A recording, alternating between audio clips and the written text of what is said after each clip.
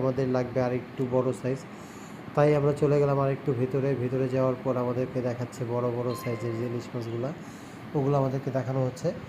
তো ওখান থেকে এই যে দেখেন অনেক বড় বড় সাইজের কিন্তু ইলিশ মাছ এখানে আছে। তো একটা একটা করে বের করে দেখাচ্ছে, দেখানোর পরে ওখানে দামাদামিও চলছে।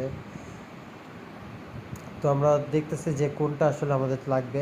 এর ভিতরে আমাদের যারা সাথে আছে তাদের ভিতরে অনেকে ইলিশ মাছ খায় না, কিন্তু ইলিশ মাছের ডিম খায়। তো তাদের জন্য আবার স্পেশালভাবে ডিমওয়ালা ইলিশ মাছ নিতে হবে। তো বড় সাইজের ডিমওয়ালা আমরা ইলিশ মাছ দেখতেছি।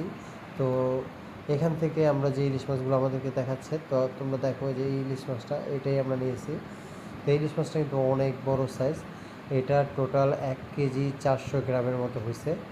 তো দেখতে থাকো, এখানে আমরা যে ইলিশ মাছগুলো দামাদামি করছি, দামাদামি করার পরে টোটাল আমাদের এই ইলিশ মাছটা দামাদামি শেষে প্রায় 2340